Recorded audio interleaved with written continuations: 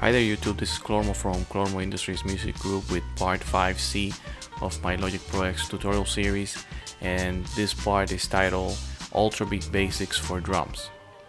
A few notes I want to make before I go into Logic and start the tutorial itself is that this is the first time I bring up UltraBeat in any of my tutorials, so keep that in mind. It's the first time we're gonna deal with it.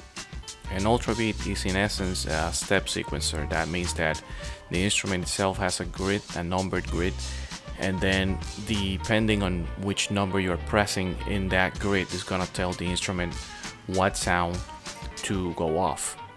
And again, as I said in part 5B for the EXS24 sampler, this doesn't just apply to drum sounds, it applies to any samples that you are able to load into the instrument. And in that regard, you can see UltraBeat also as a sampler instrument much more than a step sequencer, even though that's the original or main intent of the instrument. So with those notes out of the way, let's go into Logic here and start the tutorial. I have an empty project where I want to load a sample instrument, and I already have selected UltraBeat. And again, make sure that you have the open library unchecked. We're not gonna need it. And then I will press create, and there's UltraBeat loaded. I'm gonna close it for a second. I just wanted to say that initially you're just gonna have a track. When you create that, it's gonna be named something generic. You can change the name by either double clicking there or just using shift enter with your track selected, and you can change the name. I just wanted to throw that tidbit in there. So let's go to our track. You see that you have UltraBeat there. You can either turn it on or off here or actually access it, and this is again how it looks. So right now, by me just bringing up the instrument, you can see that it already has some default or basic sounds in there, and let's just try a few of them out. There's some kick, there's some click there, there's a snare, a clap, another snare, and some other sounds that are included in there. So right away, with that in mind, you can see that you pretty much just loading up UltraBeat will let you create some drum patterns just from the default settings. And this is the first thing that I wanted to detail out. It's that you already, by going to this over here, the factory default, you can access either your own saved UltraBeat presets with their own samples in there, and this is just one of mine, so obviously you won't be able to see that one in your window, but you can access all these drum kits, which are just stock presets, and you can see there's a lot of them in there, so you know you're not short on sounds at all with just loading up UltraBeat. And then there's some drum banks and some tutorial settings too. So with that being said, as with the EXS24 and pretty much any other thing that you can do in Logic, you are also able to create your own drum kits and UltraBeat presets by loading your own sounds, and we're gonna be seeing that in a second. For now, from this drum kits preset, I am just gonna look for one here. Let's see, I'll use the Hip Hop Heavy kit. So I loaded the Hip Hop Heavy kit, and you saw how this changed, and now my samples have changed. Let me lower just a little bit that track.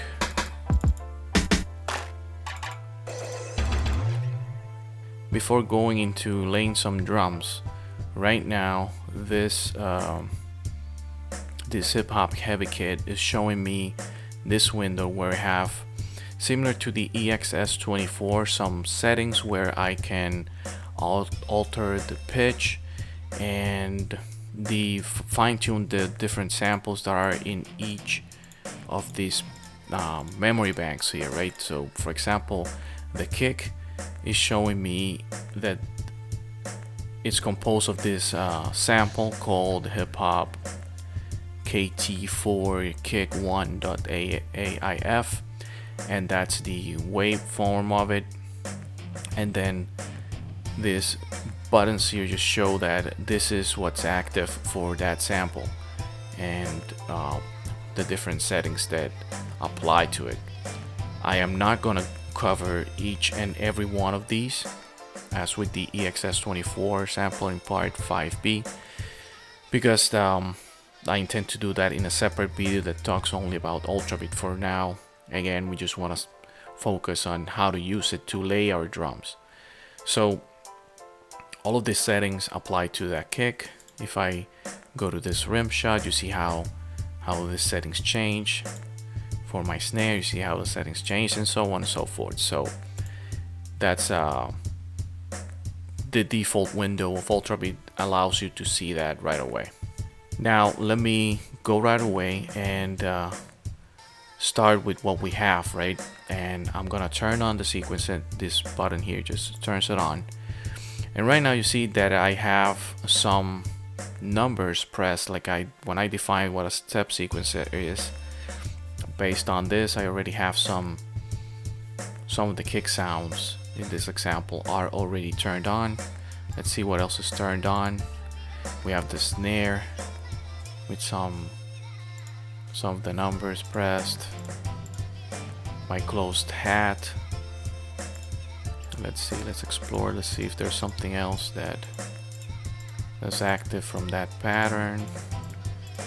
So no, that's all that it is. So right away, if I press play, I will hear a drum pattern. That's a default pattern embedded when you load up the Hip Hop Havoc kit. So let's take a listen to that.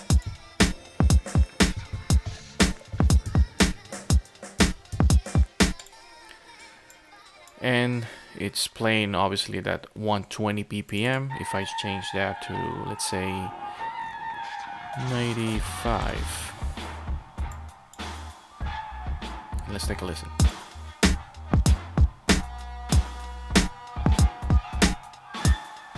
That sounds a little bit more like the normal hip hop. So what does this all mean?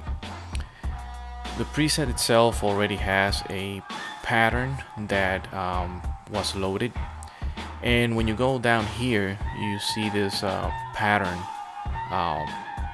setting, right, or drop down menu.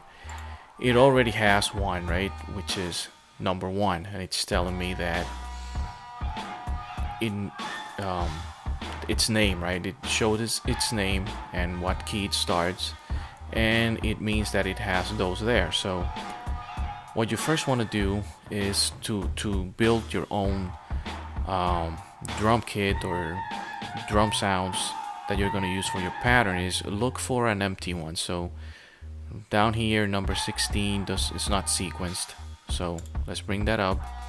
As you can see, the numbers that were pressed are now unpressed, or there's nothing, it's clean. And that just means that everything's clean, there's no pattern sequenced, so you're able to lay your own sequence. Now you can just go and start pressing some of these guys here, and you can create something. I don't know how that's gonna sound, but just to show and tell, it's just a kick, right? Nothing else was sounding there, no snares, no hats. But even though you can work here, the best way to work with UltraBeat really is to lay out your sequence would be to go to the full view, and this is a common opinion. You're pretty much the best way of working it with the full view. It's going to show you the full grid with all the numbers, right? The resolution of the grid right now is 1/16, so that means that each square is a 1/16 node, and then every before, right, it's a bar. If you can, I don't know if it's all that visible, but you can see that faint gray line there. It's dividing each bar. So what we're gonna do is let's put a kick here, the snare. Let's keep it simple. Let's put kicks and snares, and that's it. And let's play that.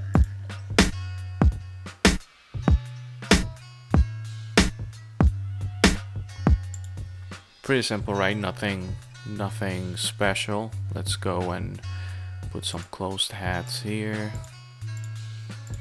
Every 1/16 notes. And you can do this real time, right? And then from there you can keep adding stuff in real time and see how it sounds.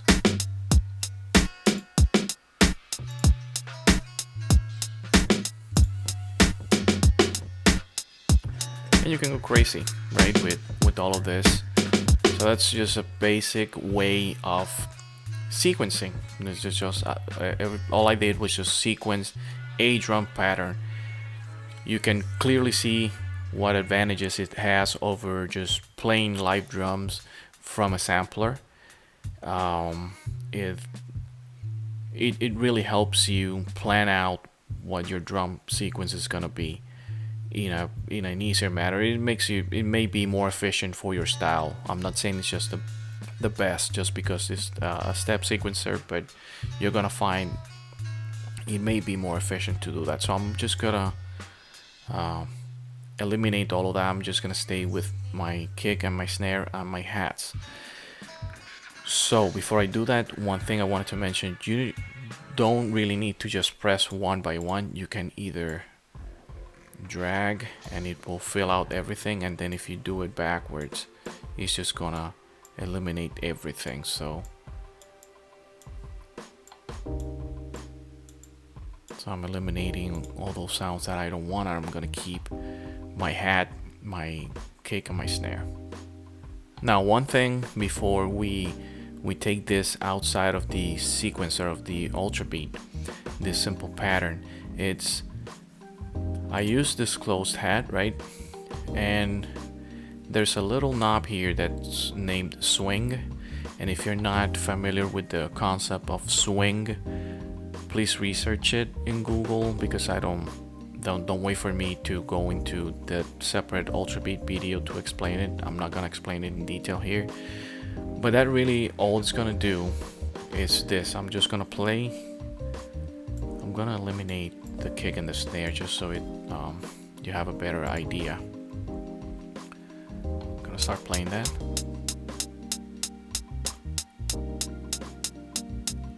And notice the difference in the sound as I put my swing up.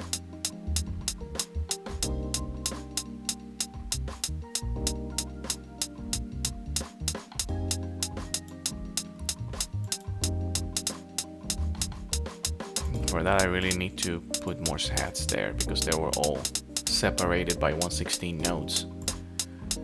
If I put them all together, notice that sound.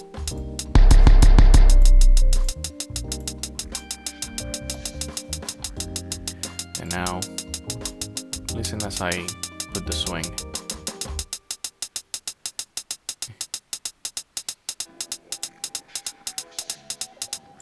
So you notice how that sounds different. The swing is nothing more than it's gonna create that swing effect from going from playing that hat to this other hat. If I bring that swing up, it's just gonna play this hat here a little bit later. It's gonna play it exactly right now. It will play it 85% of the way from when I hit play, right? So when you see that playhead moving, it's gonna play it 85% of the way from there to there. So that's gonna give you also a different sound in your drum pattern. So keep that in mind and play with that to achieve different sounds. And I'm just gonna fill up again my hats where they were, and I'm gonna put my kicks and my snares back. Another thing that's important to note is that in the step sequencer UltraBeat, you can control the kicks. You can control the volume and the panning of each individual sample. So for example, my kick right now, it's at 0 decibels, so I can drag this blue line and bring it down a little bit. Can do the same with the snare, and in effect I'm gonna do it, and also for the hats. And I can also pan this around. I'm gonna put my closed hat a little bit to the right, and so my snare just a little bit. And you notice how the volume went down a little bit. So you don't have to deal with your piano roll yet to be able to fine-tune your drum pattern, as opposed as using the ESX24 sampler. With that being said, before I go into putting this pattern into the piano roll, which is the kind of the last step of working with UltraBeat, I wanted to show you how to load your own samples into UltraBeat. And to do that, there's different ways, and one of the simplest ways, they say that you loaded the Hop Havoc kit again, and you like most of the sounds, except let's say that you really didn't like the snare. Let's say that that snare sounds kind of good but not that good. All you can do is select that and right click it, and then you can initialize it. That's one thing. You can either initialize it, and the menu already gives you some initialization options that are standard, like there's already a standard snare there. So if you do that, let's try that. You notice how that changed, that snare sounds a little bit, well, a lot different. The other way would be, and this is where you can load your own samples, you can say sample. So now that sample, if we get out of full view, it just brought back that the sample that was originally there. But what I'm gonna do right now is just go to again my file browser and go to that desktop folder where I have the tutorials samples. I'm gonna drag and drop that snare into this window here for the sample, and there you go. So it changed, and now I have a different snare in there, a different sample. And you can do that right away with everything. Every other sample that's here, you can change them, right? You don't need to load, for example here, open hat, you don't need to load a hat sound there. You can load any sound that you want, and it's gonna be part of this sessions UltraBeat instrument. Let's take one last listen to this now with the new snare.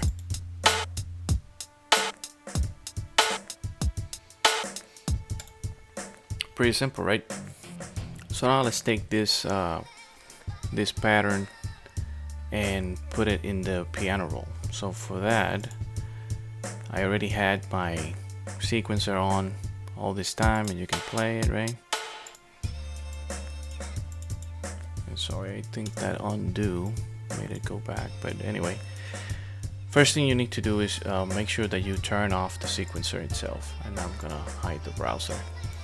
And the second thing that you need to do, which is pretty simple, I'm just gonna make this smaller, is you see here this little button, and it already tells you drag to arrange window, and when you do that, boom, there you go. That's your 2-bar UltraBeat pattern. I'm gonna do a little zoom, and when you press play in your project, right, the space bar,